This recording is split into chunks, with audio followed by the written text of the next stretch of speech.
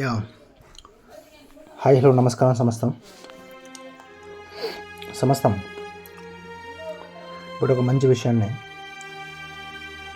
విషయం అంటే మన జీవనంలో ప్రతిదీ కూడా కలర్ఫుల్గా అంటే అర్థవంతంగా ప్రతిదీ కూడా అండర్స్టాండింగ్తో మన యొక్క జీవనం అనేది సాగాలి. మన జీవనానికి సంబంధించినటువంటి అన్ని అంశాలపైన మనకు ఒక అండర్స్టాండింగ్ అనేది ఉండాలి కదా. సో అలా అండర్స్టాండింగ్ చేసుకోవాల్సినటువంటివి అనేక అంశాలు ఉన్నాయి మనకి మన జీవనంలో. అలా ఒక్కొక్క దాని గురించి మనం తెలుసుకుంటూ ఉండాలి. సో అలా ఇప్పుడు ఒక విషయాన్ని గురించి మనం అర్థం చేసుకోవాల్సినటువంటి ఒక విషయాన్ని గురించి తెలిసింది, అలాగే కొంత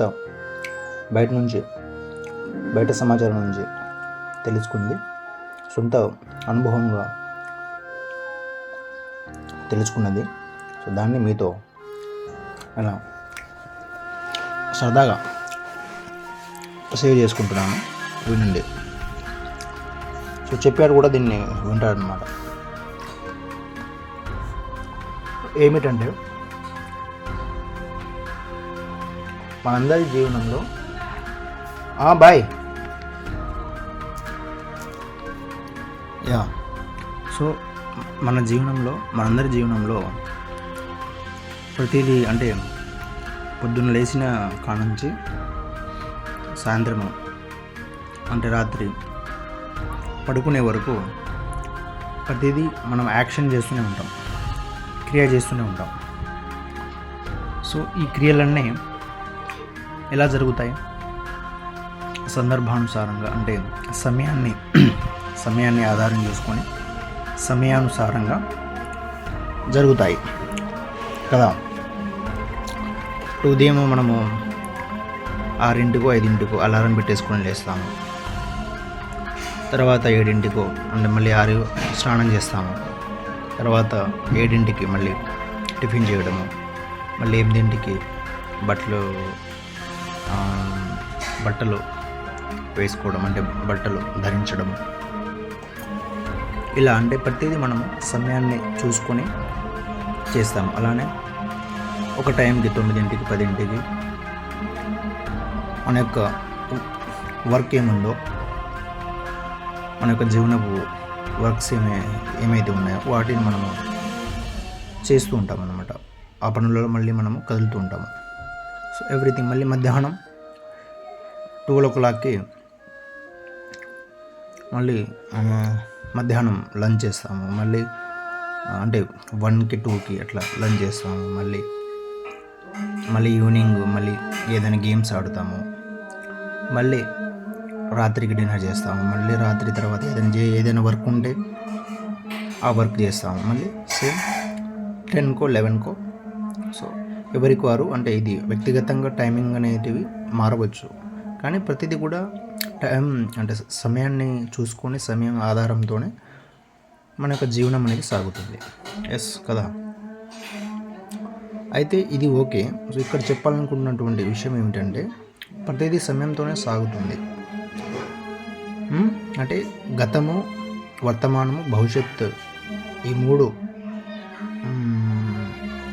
మూడు కలయికలతో మన యొక్క జీవనం అనేది సాగుతుంది. అంటే మనిషి యొక్క జీవనం అనేది సాగుతుంది. మరి వేరే ఇతర ప్రాణులకి మరి సమయం ఉందా అంటే వాళ్ళకి ప్రకృతి అన్నమాట సమయము. అంటే ఓన్లీ ప్రజెన్స్లోనే అవి అంటే ప్రకృతి సమయాన్ని సూచిస్తుంది, సమయాన్ని తెలుపుతుంది అన్నమాట. ఇప్పుడు రాత్రి అవగానే అవి టక్కున ఏదో చెట్టు దగ్గరికో లేకుంటే అవి చూసుకున్నటువంటి ప్లేస్కి వెళ్ళిపోయి అక్కడ బస చేయడము, అక్కడ స్టే చేయడము జరుగుతుంది. అంటే ఇప్పుడు మిగతా ప్రాణులకు కూడా ప్రకృతి ఆధారము అంటే సమయాన్ని తెలుపుతుంది అన్నమాట. అలాగే వాటికి ఉన్నటువంటి విద్యతో అవి కూడా కొంత అంటే వాటికి భవిష్యత్తు ప్రజెంట్ ఉండదు, కానీ ప్రజెంట్స్లోనే అవి కదులుంటాయి. బట్ కాకపోతే వాటి యొక్క ప్లేసెస్ని అవి చూసుకునేటటువంటి అంటే వాటి యొక్క ప్లేసెస్ని చూసుకున్న అంటే అవి ఎక్కడైతే స్టే చేస్తున్నాయో ఆ ప్లేస్ వాటికి తెలుసు కాబట్టి అక్కడికి వెళ్ళిపోతాయి. అది కూడా ప్రజెన్స్లోనే అలా వెళ్ళిపోతాయి. ఇది మరి ఇది మిగతా ప్రాణులు ఈ విధంగా ప్రకృతితో కనెక్ట్ అయ్యి ప్రతి నిమిషం అలా కదులుతూ ఉంటాయి. మరి హ్యూమన్ జీవనంలో ప్రకృతి అనేది ప్రకృతితో కనెక్టింగ్ అనేది అంటే డైవర్ట్ అయిపోయిందని చెప్పవచ్చా, లేకుంటే ప్రకృతితో కనెక్టింగ్ అనేది లేదనమాట. ఎందుకంటే మనం ప్రజెన్స్లో మనం చేస్తుంటాం వర్క్, బట్ మనమైతే సమయాన్ని చూసుకొని మనమైతే ఫాలో అవుతాం. అయితే అసలు ఈ సమయాన్ని మనము ఫాలో అవుతున్నాము, అసలు సమయం అంటే ఏంటి, అసలు సమయాన్ని మనం ఎట్లా అర్థం చేసుకోవాలి, అసలు సమయం అనేది ఉందా, ఈ పర్టికులర్గా మనిషి యొక్క జీవనానికి సమయం అనేది ఎందుకు వచ్చింది, దీని గురించి మనం కొన్ని విషయాలు తెలుసుకుందాము, కొంత అండర్స్టాండింగ్ చేసుకుందాం సమయాన్ని గురించి. అయితే మొదటగా చెప్పాల్సినటువంటి విషయం ఏమిటంటే, ఇక్కడ కాలక్రమేణలో మనిషి కూడా ప్రకృతిలో కనెక్ట్ అయ్యే జీవనం సాగించేవాడు. ప్రకృతి సమయాన్ని తెలిపేది. సేమ్ ఇతర ప్రాణుల్లాగానే జీవించేవాడు. రాత్రి అయితే ఒక చోటులో తను చూసుకున్నటువంటి ప్లేస్లో పడుకునేవాడు. అలాగే మళ్ళీ లేవగానే ఇక తన యొక్క క్రియలన్నీ కూడా ప్రజెన్స్ అట్లా కదులుతూ ఉంటాయి అన్నమాట.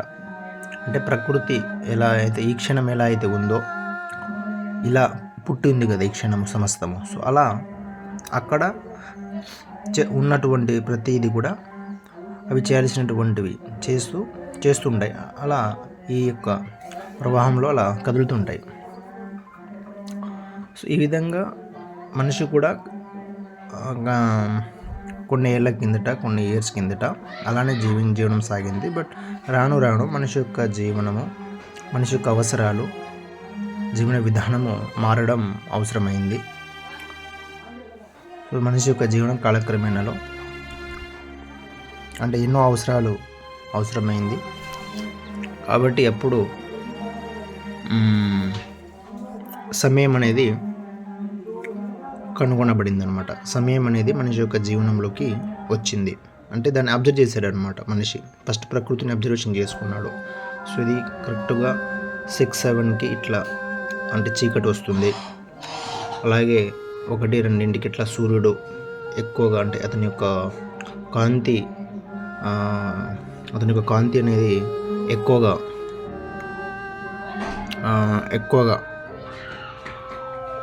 దాని యొక్క ఫోకస్ అంటే లైటింగ్ అనేది ఎక్కువ పర్సంటేజ్లో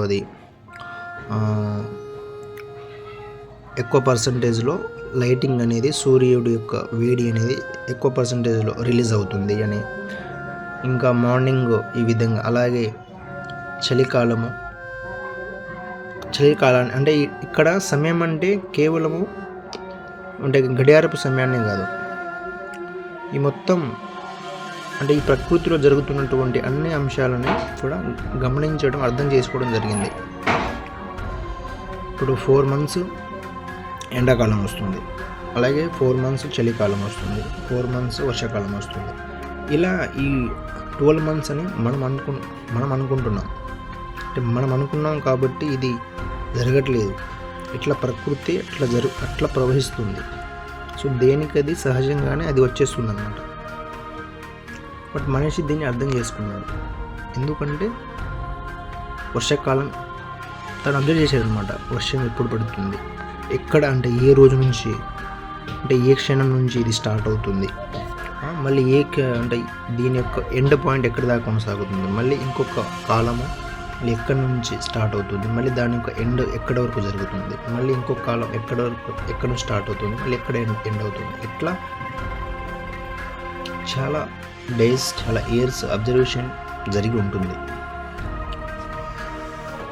సో అలా అబ్జర్వేషన్ చేసి ఓకే 4 months అంటే ఇది ఇక్కడి వరకు సాగుతుంది ఈ యొక్క వర్షాలు ప్లస్ ఈ చలి అనేది ఇక్కడిది ఇలా సాగుతుంది అలా అని మొత్తం చూసుకొని తర్వాత మన యొక్క జీవనంలో విజ్ఞానం వచ్చిన తర్వాత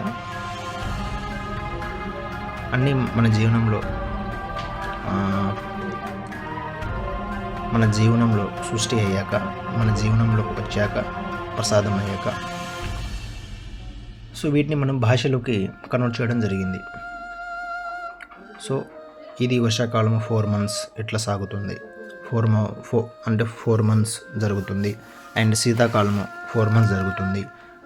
ఎండాకాలం 4 months జరుగుతుంది. కాబట్టి దీన్ని బేస్ చేసుకొని మనము మన యొక్క జీవనపు అవసరాన్ని మనం చేసుకుంటూ ఉంటాము. సో అంటే ఈ విధంగా ప్రకృతిని మనిషి తన యొక్క జీవన అవసరాల కోసం అండర్స్టాండింగ్ చేసుకోవడం జరిగింది. సో ఇది అవసరం, ఎందుకంటే మనకి ఫుడ్ అవసరము, వ్యవసాయం చేసుకోవాలంటే వర్షాలు అవసరము.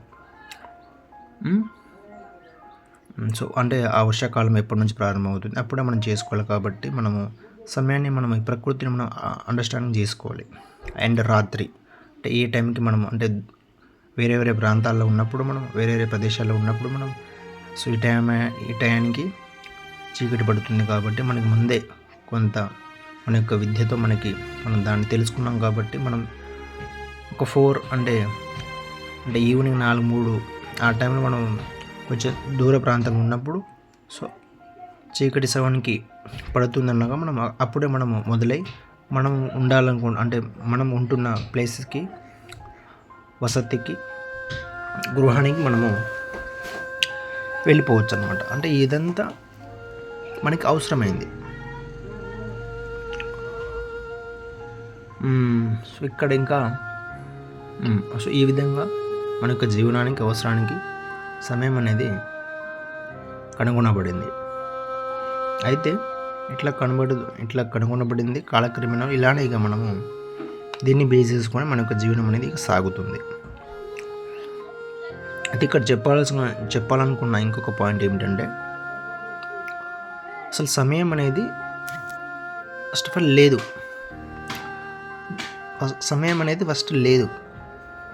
ఈ క్షణం ఉంది, ఇది పుట్టి ఉంది. ఇలా ఈ క్షణం సమస్తం ఉంది, ప్రకృతి ఉంది. అక్కడ నువ్వు ఒక ఫ్లవర్గా, నువ్వు ఒక ప్రాణిగా, నీ యొక్క గుణంతో నువ్వు నడుస్తున్నావు, నువ్వు జీవిస్తున్నావు అన్నమాట. నీ యొక్క అవసరాలకి అవ్వచ్చు, లేక నీ ఇష్టమైన పనులకు అవ్వచ్చు, వాటెవర్ నువ్వు చేయాల్సినటువంటి అంటే నీ ద్వారా జరిగే పనులని నువ్వు చేస్తున్నావు. అయితే ఇక్కడ మనము మనకి భాష ఉండడం వలన, మనకి సమయం అనేది మనకి జీవనంలోకి రావడం వలన మనము ప్రతిదీ మనం భాష ద్వారా మనం బేస్ చేసుకొని మనం జీవించేస్తున్నాం. అసలు ట్రూని మనం అర్థం చేసుకోవట్లేదు, అండర్స్టాండింగ్ చేసుకోవట్లేదు. ఇప్పుడు ఫర్ ఎగ్జాంపుల్ ఈ క్షణం మాట్లాడుతున్నాను. ఇప్పుడు ఎవరైతే ఇప్పుడు మీతో మాట్లాడుతున్నాడో ఇతను ఈ క్షణం మీతో మాట్లాడుతున్నాడు. ఇది ఒకటి జరుగుతుంది. ఇప్పుడు అంతా ఇక్కడే జరుగుతుంది. సన్ తన యొక్క పనిని తాను చేస్తున్నాడు. అలాగే బయట చెట్టు అట్లా ఊగుతుంది, పిట్ట అరుస్తుంది, ఇంకా బయట ఎవరెవరో ఏదేదో చేస్తున్నారు అన్నమాట. సో ఇదంతా ఇక్కడ జరుగుతుంది, ఇలా జరుగుతుంది. సో ఇది కూడా జరుగుతుంది. ఇది ఇస్ ఎ ప్రజెంట్ యాక్షన్. ఇప్పుడు ఇది ప్రజెంట్ అయ్యింది అనమాట. ఇది ప్రజెంట్ అయ్యింది. సో ఇప్పుడు ఇది జరుగుతుంది. సో ఇది జరుగుతున్న దాన్ని మనం భాషలో ఏమన్నాము? సో ఇప్పుడు చేస్తున్నాడు, వర్తమానము అని అన్నాము. అంటే ఇప్పుడు ఇలా జరుగుతున్న దాన్ని మనం వర్తమానం అని భాషలో అన్నాము. అసలు భాష లేకపోయినా ఇది ఇప్పుడు ఇలా జరుగుతుంది అని మనం దీన్ని అర్థం చేసుకోవచ్చు. అలాగే ఇంకా ఈ క్షణంలోనే మనము ఈ ప్రజెన్స్లోనే మనము ఈ కాలంలో ఇప్పుడు ఈ యొక్క యాక్షన్ ఇప్పుడు మాట్లాడడం జరుగుతుంది కదా. సేమ్ గత కాలంలో ఇలా పుట్టి ఉన్న కాలంలోనే కొంచెం వెనకన బిఫోర్లో మనకు సంబంధించినటువంటి అంటే మనుషులకు సంబంధించినటువంటి మన యొక్క క్రియలు అనేటివి కొన్ని జరిగి ఉన్నాయి. ఆ యొక్క క్రియలతో మనకి కనెక్షన్ అయి ఉంది అన్నమాట. ఫర్ ఎగ్జాంపుల్ నిన్న వర్షంలో తడవడం జరిగింది. అంటే గత కాలంలో వర్షం పడింది, ఆ వర్షంలో తడవడం జరిగింది. కావున ఇప్పుడు అంటే ఈ క్షణంలో ఫీవర్ వచ్చింది. సో అంటే మనకి అంటే గత కాలంలో మనకి కనెక్షన్ ఉందన్నమాట. అక్కడ మనము తడిసాము, ఇక్కడ దాని గురించి మనం ఇప్పుడు ఇక్కడ చర్య చేస్తున్నాం ప్రజెన్స్లో. అంటే దానికి సంబంధించినటువంటి ఇక్కడ జరుగుతుంది. ఇప్పుడు ఫీవర్తో మనం సఫర్ అవ్వడం కానీ, లేకుంటే ఫీవర్ వచ్చింది కాబట్టి మనం మళ్ళీ ఏదైనా ఇక్కడికి చూపించుకోవడానికి డాక్టర్ దగ్గరికి వెళ్తాము. అంటే ఇప్పుడు ఇక్కడ ఇది జరుగుతుంది, బట్ అది ఎక్కడ లేదు ఇక. బట్ అది మనలో థాట్ అయి ఉంది ఇప్పుడు, నిన్న తడిశాను అనేది. సో భాషలో మనం దాన్ని అంటే గత కాలంలో జరిగినటువంటి దాన్ని మనము నిన్న జరిగిందని మనము అంటే మనం టైమ్స్ని మనం కనుగొన్నాం కదా, 24 hours అని. సో 12 hours మార్నింగ్ నుంచి ఈవినింగ్ వరకు ఇది ఒక రోజు అని, మళ్ళీ అంటే మార్నింగ్ నుంచి రాత్రి వరకు అంటే నిద్ర లేచేంత వరకు 1 day అని, మళ్ళీ నిద్ర లేచిన తర్వాత ఇంకొక డే అని, ఇట్లా మనము కేటాయించుకున్నాము. కాబట్టి మనకు అట్లా అర్థమవుతుంది. కానీ యాక్చువల్గా ట్రూ ఏమిటంటే ఫ్యాక్ట్, మీరు కూడా దీన్ని అర్థం చేసుకోండి. నిన్న అనేది అసలు లేదనమాట, ఈ క్షణం ఉంది. అంటే గతంలో నీ యొక్క చర్యను బట్టి ఆ యొక్క చర్య గురించి మనం చెప్పాల్సి వచ్చినప్పుడు, లేకుండా ఆ చర్యను మనం సూచించడానికి, ఎక్స్ప్రెస్ చేయడానికి మనము భాషను ఉపయోగించి, సమయాన్ని ఉపయోగించి సమయంలో భాష ద్వారా మనము తెలియజేస్తాము, రైట్. అండ్ ఇంకొకటి భవిష్యత్ అన్నమాట. అంటే ఇప్పుడు ఈ క్షణంలో ఇది జరుగుతుంది అంటే ఇంకా జరగబోయే కాలంలో ఒక చర్యను చేస్తాను, అతను చేస్తాడు, అతనితో మాట్లాడతాను, ఆ వ్యక్తిని కలుస్తాను, లేకుంటే ఒక ప్రదేశానికి వెళ్తాను అని మనము అంటే ఇవన్నీ మనకి అవసరమైనవి అన్నమాట. సో అలాంటప్పుడు మనము ఈ క్షణంలోనే ఉంటూ జరగబోయే కాలంలో ఇది చేస్తానని మనము చెబుతూ ఉంటాం, సూచిస్తూ ఉంటాం. కానీ భవిష్యత్ కాలం అనేది కూడా ఇక్కడ లేదనమాట. అంటే ఈ కాలము ఇప్పుడు ప్రజెన్స్ ఉన్నది అక్కడికి అలా జరిగితేనే అక్కడ కూడా మనం ఉంటాము, మన యొక్క క్రియ అనేది అక్కడ కూడా జరుగుతుంది. మీకు అసలు ఇక్కడ అర్థం చేసుకోవాలి. అంటే ఇది ఇప్పుడు ఈ క్షణం ఇక్కడ ప్రజెన్స్ అంతా ఉంది కదా సమస్తం. సో ఇదే ఇలా కదిలితేనే, అక్కడికి చేరుకుంటేనే, అంటే మనం రేపు అనుకున్న దానికి అక్కడికి చేరుకుంటేనే, సో మనం కూడా అక్కడికి అంటే మనం కూడా ఇక్కడే ఉంటూ అక్కడ ఇప్పుడు ఈ కాలం ఇట్లా కదులుతుంది కాబట్టి ఇంకా అక్కడ మనం చేయాల్సినటువంటి దాన్ని మనం అక్కడ చేస్తాం. బట్ దాన్నే మనం ప్రజెన్స్లో ఉండేసి ప్రజెన్స్లో ఉంటూ జరుపుతూ భాష ద్వారా దాన్ని తెలియజేస్తాం, రేపు చేస్తాను అని.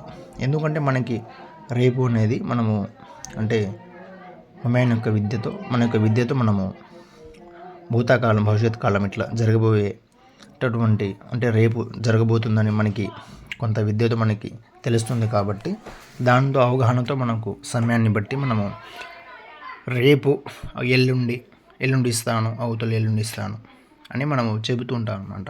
కానీ ఇదంతా అసలు లేదనమాట. సో ఉన్నది ఈ క్షణం అన్నమాట. ఈ క్షణం ఇట్లా జరుగుతుంది. సో ఈ క్షణం ఇట్లా జరుగుతుంది కాబట్టి ఈ క్షణమే మళ్ళీ రేపు అవుతుంది, ఎల్లుండి అవుతుంది, అవతల ఎల్లుండి అవుతుంది. అంటే భాషలో ఇట్లా అవుతుంది, ఇట్లా జరుగుతుంది. ఈ క్షణమే ఇట్లా అన్నీ ఇక్కడ అట్లా కదులుతాయి అన్నమాట, అట్లా నడుస్తాయి. ఎవరి పనుల్లో వాళ్ళు అట్లా ఉంటారు. సో టైంని మనం అండర్స్టాండ్ చేసుకోవాలి. ఇక్కడ మీరు అర్థం చేసుకోవాల్సినటువంటి విషయం ఏమిటంటే, టైంని మనం అండర్స్టాండ్ చేసుకోవాలి. మన ప్రజెన్స్లోనే మనం ఉన్నాము. బట్ మన యొక్క భాషని మనము వాడడం ద్వారా, భాషని మనము పట్టుకోవడం ద్వారా, సమయాన్ని మనము అర్థం చేసుకోకపోవడం వల్ల మనకి ప్రజెన్స్ ఏంటో మనకి తెలియట్లేదు, అండర్స్టాండింగ్ అయ్యలేదు. ఈ విధంగా మనము అంటే అవి భాష ద్వారా ఇట్లా మనం చెప్పాల్సి వస్తుంది. ప్రజెన్స్లో ఏదైనా క్రియ గురించి కానీ ఏదైనా సూచించడానికి మన యొక్క అవసరానికి అవసరం, ఇప్పుడు మనం చేస్తున్న పనిని అప్పుడు చేస్తాను ఇప్పుడు చేస్తాను అని చెప్పడానికి ఆ విధంగా. సో ఈ విధంగా మనము టైంని మనం అండర్స్టాండింగ్ చేసుకోవాలి. ఆ విధంగా మనం సాగిపోతే ఇట్లా ప్రజెన్స్లోనే ఇట్లా సమస్త ప్రవాహంలో అట్లా కదిలిపోవాలి, ప్రవాహంలో. అంతే. Thank you. సో ఇక్కడ అంటే రైటా రాంగ్ అటువంటివి చూడకుండా ఇలా జరిగింది, ఇది అంతే. ఓకే, ఇష్టం, మీరు ఏమైనా అనుకోండి. Okay, thank you.